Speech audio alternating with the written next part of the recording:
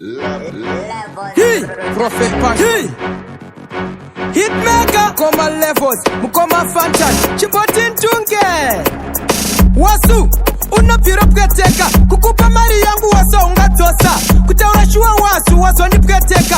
Manje ndika kubata ndo kumamisa. Wasu ripi, wasu lava. Wasu ripi, wasu lava. Wasu ripi, wasu lava. Ndikampata ndo mkanya. Wasu ripi, wasu lava. Wasu ripi, wasu lava. Wasu ripi, wasu lava. Hey, ndikampata ndo mkanya. Wasu nota zero, but hauna kana sense. Mwana wako asexi wangepinya. Wasu asexi wangebench. Unapasu sunye, unapakanyi. Bad bash kwereti unefinyi. Wakangofanana na weshira wesheve weshara. Tikakubata joparara. Wasu ripi, wasu lava. Wasu ripi, wasu lava. Wasu ripi, wasu lava.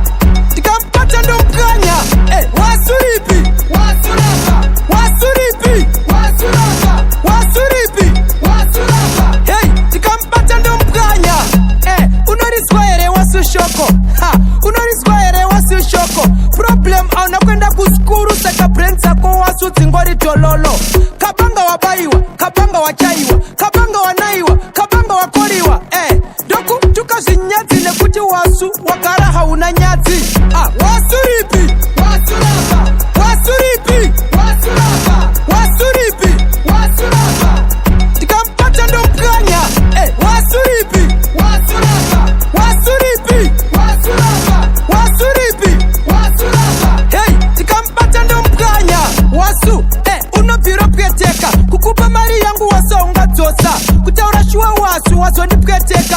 Manje ndikakubata ndo kumamisa.